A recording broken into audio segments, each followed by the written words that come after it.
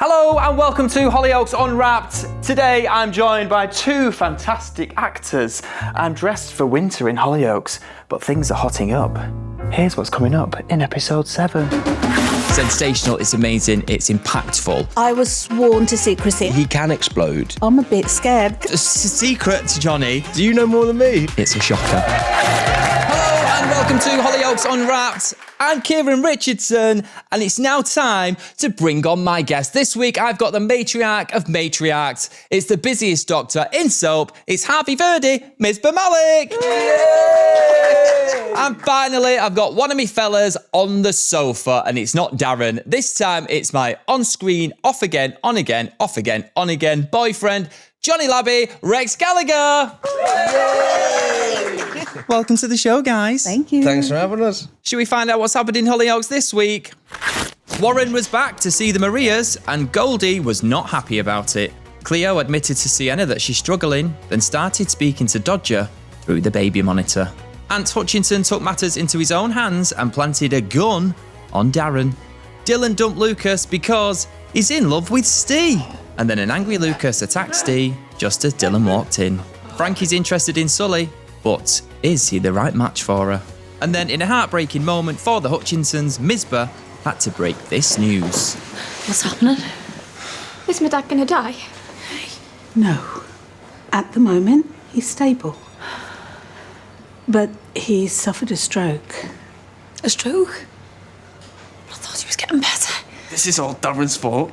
He was hassling Dad to say he was innocent. Miss Beth, please, just tell us. Is it gonna be okay? As it stands right now, I'm sorry. I really don't know. Oh, Harvey, straight to you. What's going on there then? Well, I can't say, he's going to be all right because I don't know. So Tony's had a stroke? Yeah. Is this from when he got shot in the 30th? Has he been in the hospital the whole time? Yeah, you don't know how bad it is until he wakes up. Right, I've got you on the sofa today because arguably your two characters, since the 30th episodes of Hollyoaks, have had to deal with some of the biggest revelations. So Harvey, coming to you first, finding out that you're actually going out with Mick Johnson. How did you take that? Did Lewis keep it a secret from you, or was you in on it the whole time? Oh, definitely from Misbah. She had no clue until it gets announced at Perry's wake, really, I think, is when it all comes out. I knew that because it was so cloak and dagger around this building, because it is such a big deal to get Brookside back on screen after all this time, that we didn't know for a long time. And I think Lewis had been sat down many months before to be like, we've got this secret plan, keep it to yourself, no one can find out. But he didn't tell you originally. He did tell me. He did? Lewis! But I was sworn to secrecy and I didn't quiz him about it. And then, Jonny, your revelation is finding out that Grace was Rex's mum. And now we've actually lost Grace on the 30th episode. What was that like? I was still trying to getting used to finding out that she was my sister, to be honest. Did you not have a sixth sense that might be the twist in the story? The kind of news of it all was kept quite late, actually, which I think helped us as actors because it was such a reveal during the moment, especially to kind of start getting used to that, because we never really properly got to feel what it felt like to be mother and son. And I think that as a character and that leading into it, that's probably why they kept it from us as a secret. I'm surprised that you didn't work it out, because I read a script last night. You told me something a few weeks ago that there's some revelation to happen for your character in the future. And is there? Do you know more than me? No, you said to me. Oh, did I say to you? You said, I think it might be this. Now. And I was thinking, no, not in a million years. And I was at home last night reading the latest episode that we're about 2 weeks away from even filming yet. So it's not going to be on screen for a long time. What we've been secretly guessing, you're absolutely spot on. So you have got a sixth sense for this. Okay. You're bob on with what you were saying. It's a shocker. I mean, I'm not sure what the one you're talking about is, and I'm literally going to go straight to my changing room and go and check it out every day. Every single day you keep coming up to me going, I've been told this little secret. The secret to Jonny.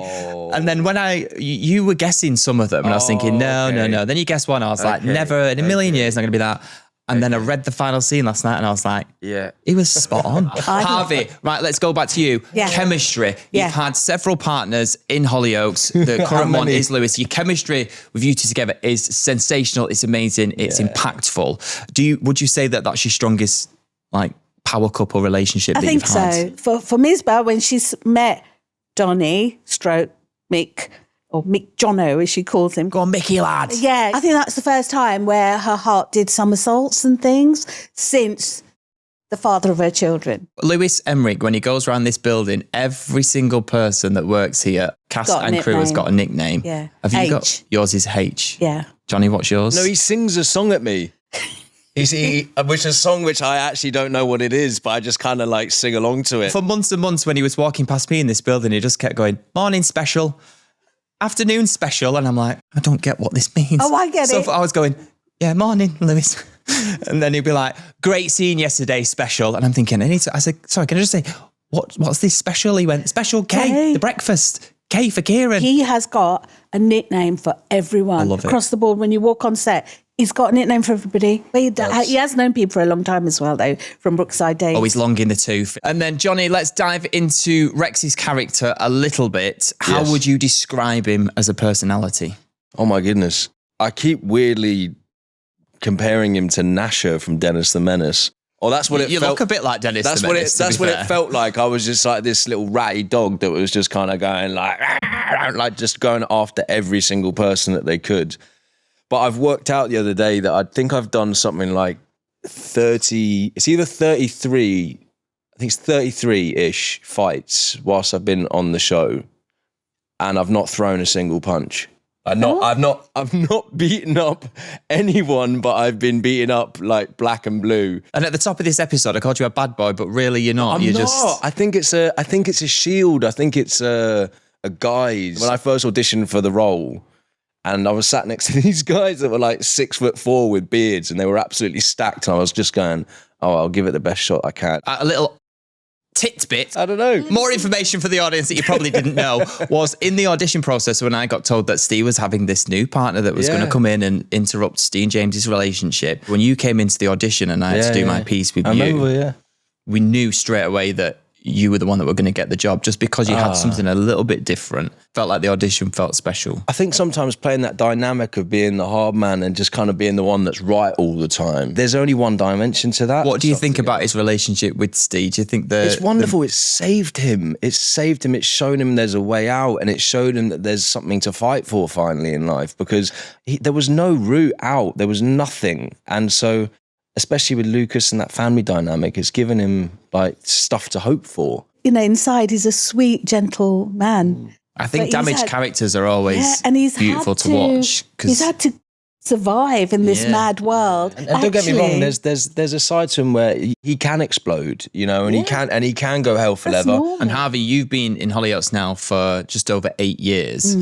I want to speak about your most proudest moment of being in the show, and also the Misbah that we have today versus the Misbah that started on day one. Would you say she's the same lady, or has she changed over the years? She has definitely changed. I think the Misbah we saw at the beginning was this woman who was just on a mission to bring up her kids because she was a single mum. She had a full-time manic job. I send my kids out, strong, young, independent people, and she's done that. And then I think there was a little moment in the middle where I guess it's empty nest, isn't it? Where you think, oh, okay, everybody's gone. She's got this big house. She's always surrounded by people. That's what I want to ask you. The house, we've got new versions of the Maliks now, and cousins come in and new family members, and now we've got Lewis and his Brookside family entering the Malik fold. I want to go back to the original Maliks that were here. Yeah. We had Yaz, there was Farah, there was Sammy, then you got Shaq at one point, Imran. Yeah. Out of this might be a fact that's true. Out of every single Hollyoaks family, the Maliks are the only ones not to have any deceased members. No. They're all still living and out there, even though they've all left the show. If you could bring one of them back, who would it be? Oh, no, that's like asking me pick to your pick favourite child. You had to do it in the Mersey Tunnel in the front. Pick again. And I did pick one then, didn't I? Oh, God, that's really... No, I can't. And I'm not just saying I can't. I really can't, because... they are my TV babies, and they still are. And we've just spoke about the Mersey Tunnel there. There was a stunt many, many years ago where there was a car crash that happened in the Mersey Tunnel in Liverpool, and there was a choice that Misbah had to make. You had your 2 children in front of you, Yaz and Imran, and you had to save one of them, and you ended up saving Yaz. Yeah. Which then led on to a child and parent abuse storyline, which was amazing and sensational, which is something that we're covering now with Steve and Lucas. Can we talk about yours with Imran and how impactful that was at the time? It really was. And I think, you've got a split second to make a decision. And Yaz's character had always been really quite unwell as she'd been growing up. And Imran was a strong teenager. So, and I don't think she even took time to process that. She just grabbed the first one. Maybe it was geared towards, I don't know. And she pulled Yaz out. Imran had to get himself out. For a moment, she thought she'd lost him. But that stayed with Imran and made him a very angry young man, understandably. And he took it out on his mum. Yeah, a lot. It was amazing. I knew the storyline was serious. It was all of that. But I think it was brought home to me when you go out and you're shopping, women would come up to me and want to talk about their experience. Oh, it still makes me feel a bit emotional. I think that we can't forget all these stories that we are telling. We are literally mirroring people's real lives, so we have to get it absolutely spot on. Even if it reaches a very niche audience or it represents someone.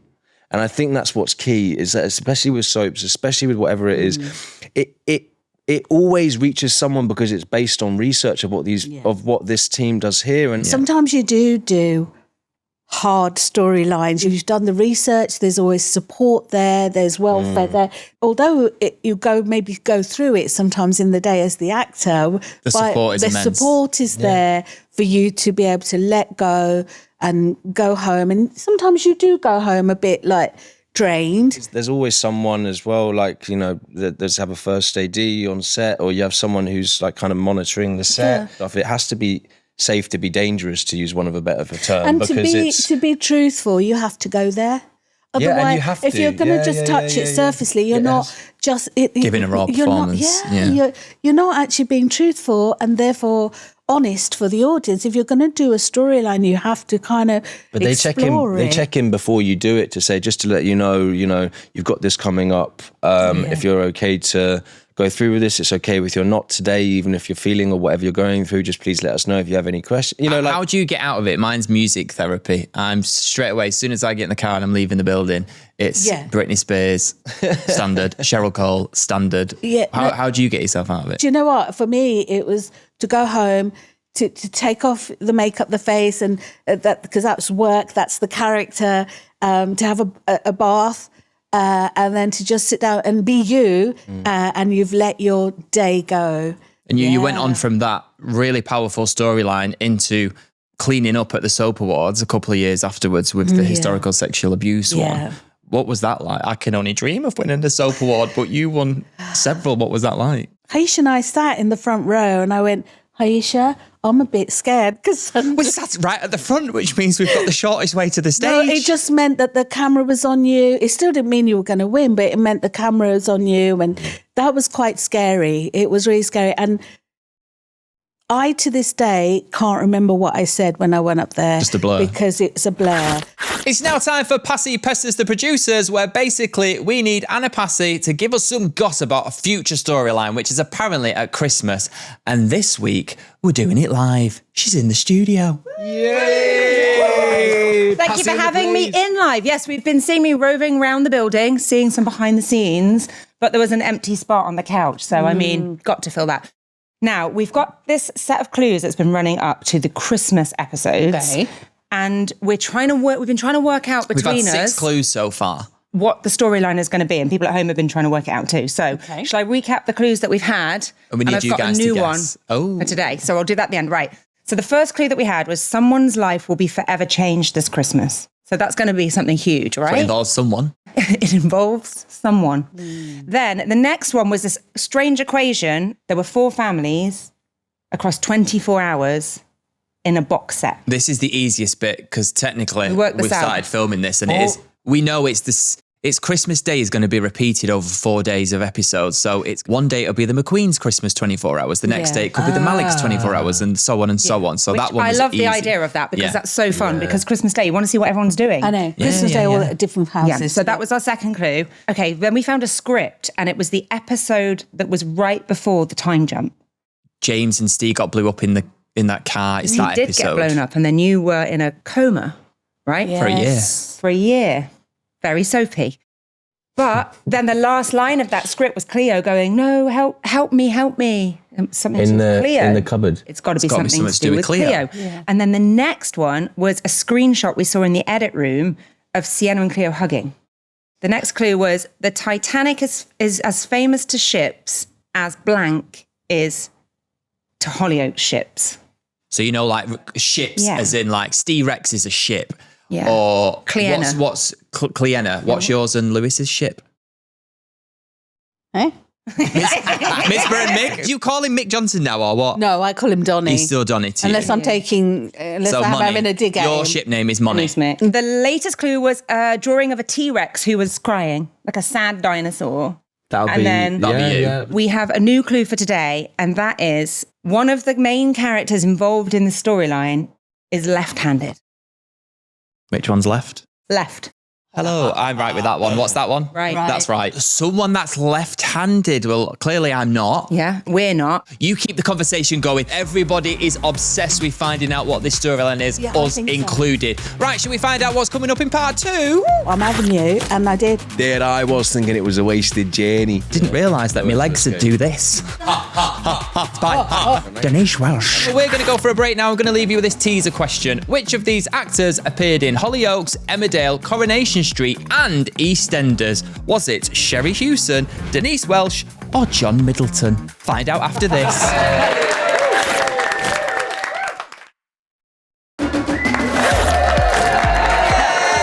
Welcome back to Hollyoaks Unwrapped. I'm Kieron Richardson. I'm still joined by Harvey and Jonny.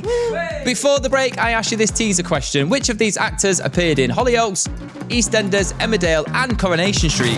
What's the answer?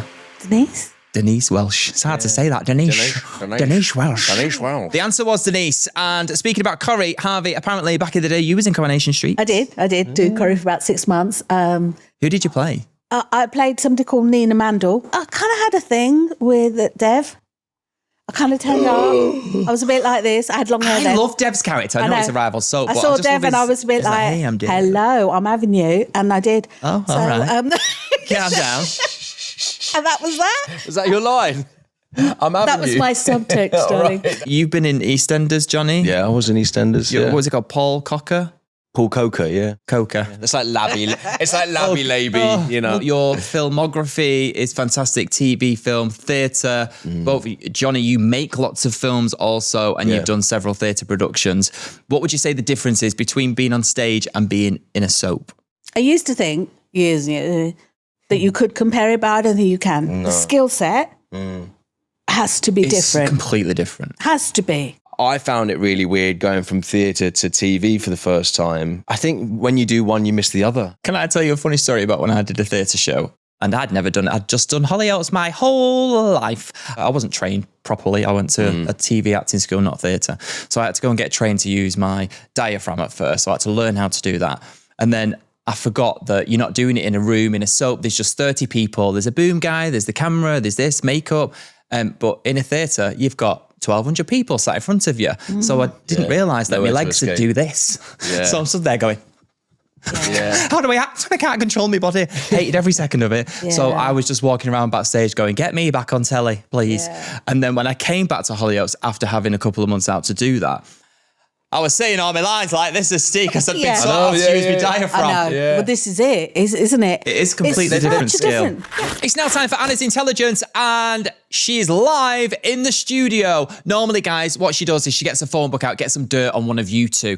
This week, who's the target on Anna? It was quite hard to find something this week. And actually, normally I have a voice note from someone, but I don't have that for either of you. And then I was racking my brains and I thought, actually, I've got a bit of dirt on one of these people myself. So I thought I'd come in live and share it with you guys. And it's actually on you, Jonny. Oh, You can just enjoy this. I'm into that. Now- Great. Awesome. Well, you're from down south. Jersey. Very south. Yeah. And I met you first time in the green room and I was like, well, that's a lovely boy. And then I went upstairs into the edit suite. As we know, I like to go there. And I was checking out something that I'd done in one of my scenes. And then I saw one of your scenes. And you didn't have the same accent. Okay.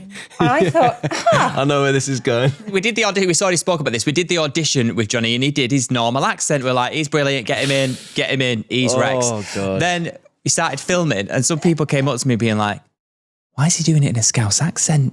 We're like, I don't know. So for context, because when Rex first came, and obviously being a drug dealer and being involved in all these gangs and things, well, it's set in Chester. He's probably, if he's stepping on someone else, my theory behind it was if he's stepping on someone else's ground, he's going to be from around this area. You're not going to come up. So can you give us a little bit of the Scouse accent? So not to put you it was a line in the scene where I just I even did the read through in a Cockney accent. I think I was nervous, and I thought, you know what, I'm going to make a bold choice, and it might be. Give us the beans. Give us the beans. Give us the accent. So there was a line in it where he went, "There I was thinking it was a wasted journey," and I was like, "That just sounds And he did Scouse." several scenes in the Scouse accent, and then the bosses were like, 3 weeks. He's supposed to be a secret family member of Grace and everybody else. He can't be Scouse. Obviously, So- none of us knew that. To be fair, Hannah did like the accent, and she was like, "No, But you the do twist- a good." the but twist she was wouldn't have like, worked. The twist wouldn't have worked, and so obviously I had no idea that was the thing coming. And I think you said that you even missed it. I missed the Scouse accent. I really loved it. But again, we couldn't have had the twist, and you wouldn't have been Grace's son. I just started. I hadn't yet had a conversation with Hannah. I thought she was calling me up to tell me what, like great job sort of thing. And I got a call from her. What's She was this like, accent? She was like, "No, we're really happy with everything going. Yeah, great stuff, great work." The accent. And I went, "Yeah." She said, "Who cleared that?" And I went, "Me." Great, Anna Passey. Fantastic job this week. Good sport. Right, it's now time for some fan questions. These are for both of you guys. Are you ready? Ready. Question number 1. If you could undo one thing that your character's done in the past, what would you choose and why? I think mine's pretty obvious. What would yours be? Sex trafficking. Undo the sex trafficking, the sex exploitation. Yeah. I would suggest that also. Yeah. I think Harvey? Yes, when Misbah, she doctored the Imran's records so that he would get counselling quicker. That was a bad move, and she got caught. So And also another one here. If you could do any storyline, what would it be? If I was to do a storyline, I would like to come work with Misbah in the hospital and to retrain, reroute, regroup, renew. Do a bit of the lingo then, Dr. Gallagher. Yeah. Dr. Gallagher. Dr. Gallagher. Imagine that. That rolls off the tongue, doesn't it? He kidnapped Misbah. I did kidnap you. I mean, really, that should be something you would undo, quite frankly. I remember that scene. I thought you played it, Harvey in particular. Instead of you would read that script being like kidnapped, fear, panic, where you'd be like, "Oh, wait, help me, please, let me go." You played it completely the opposite, and I thought it was genius to be like, "Oh, thanks. Let me go. I'm not scared of you." Like, That's obvious, isn't it? and it's more fun to go the opposite of what you think it should Me be. going, "Oh, I'll be scared of you." It won't work. And then the final question from the fans is, what is the favourite thing about playing your character? Being with Steve. Of course it is. Several people say that. Misbah and Donny. Misbah and Jonny, your favourite thing? The fact that I get to fight people, actually. Because you're not a fighter in real life. not, You're a and it's lover. fun He's a to lover, play that. guys.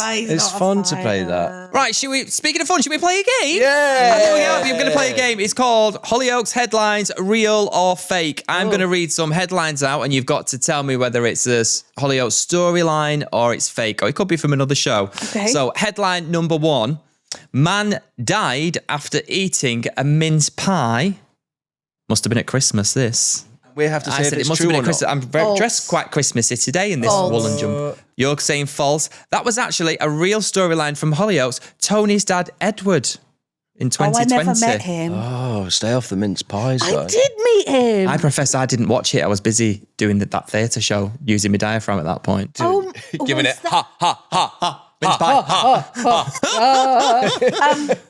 Headline number 2, a way to go, by the real way. or fake, this one. Woman killed by a mirror maze. I've done that. Not died from it, but I've run so quickly. I'm going to say true. That was actually It was a true story, but not from Hollyoaks. So we're saying fake. It was an Emmerdale storyline in 2015. She ran into a mirror. She must have died in a mirror maze. Yes. Headline number 3. Magician gets lost in a vanishing cabinet. True. What are you saying, Jonny? What, a magician got lost in a vanishing cabinet? So he vanished in the cabinet? Yeah, he vanished. The magic was so good, he just lost, disappeared forever. He would be lost. I'd be lost in it. So it's true, yeah. True, that is actually a fake one, and it's just been made up by our production team. A Harry Potter fan there. Headline number 4, family pretend to have baby bumps to shoplift. True. There's been like 4 recently. That is true. That is a Hollyoaks storyline, and this is from the OG of that, the McQueens. I was going to say, that sounds like the McQueens. Very McQueens. Next headline, rental. Yeah. Man escapes the police on horseback. So you asked me what storyline I want. I want that one. I think that's true. That was true. It was also to a Taylor Swift song, Romeo and Juliet, because it was better. Romeo's character. He left on horseback. And the last one, man found tied to a lamppost on his wedding day. Naked. Not naked. Oh. False. Then it's false. In a rainbow tracksuit. Oh. It was me in Chester when I was getting married to James. Yeah. And when we was filming that scene, I had to be literally tied to a lamppost in this really bright rainbow tracksuit. And it was all going wrong, and I need to get to the wedding.